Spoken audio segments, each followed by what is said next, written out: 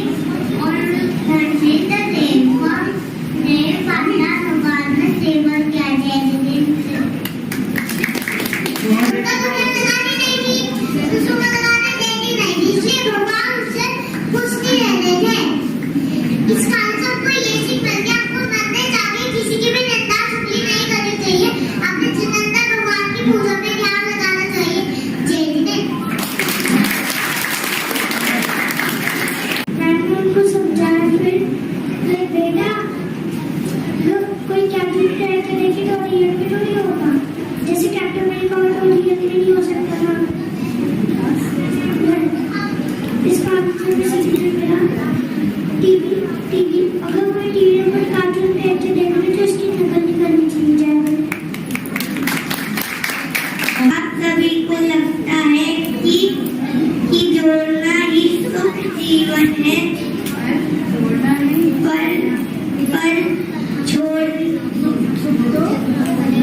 पर सुख तो छोड़ने में अगर आप उत्तम त्याग धर्म को पालन करोगे तो आपको सुख की शांति होगी। जय जिनेन्द्र। श्री भगवान जी, श्री महावीर भगवान जी इस कहानी से हमें ये शिक्षा मिलती है कि अगर कोई जानवर जैन धर्म के नाम पे चल के मोक्ष प्राप्त कर जाता है तो हमको भी कोशिश करनी चाहिए कि हम जैन धर्म के नाम पे चलकर मोक्ष प्राप्त करें। धन्यवाद। अपने आप में गिल्टी फील करने लगा कि मैंने इतने बड़े महाराज जी के साथ क्या किया, ये तो बहुत बड़े महाराज जी थे। तो राजा ने सारे मंदिरों के साथ जाकर महाराज जी से माफी मांगी कि आज के बाद हम ऐसा कभी नहीं करेंगे। इस कहानी से हमें सीखने को मिलता है कि हमें भक्तामृत हमेशा पढ़ना चाहिए। इसको पढ़ने से हमारे जीवन के सारे दुख मिट जाते हैं। जय जिनेन्द्र। अंजन चोर धीरे धीरे जैनिज्म के बारे में सीखा था और आगे स्वर्ग में एक देव बन गया था। तो दोस्तों, इस कहानी का यह शिक्षा है कि हमें नमोकार मंत्र पर पूरा विश्वास रखना चाहिए। धन्यवाद।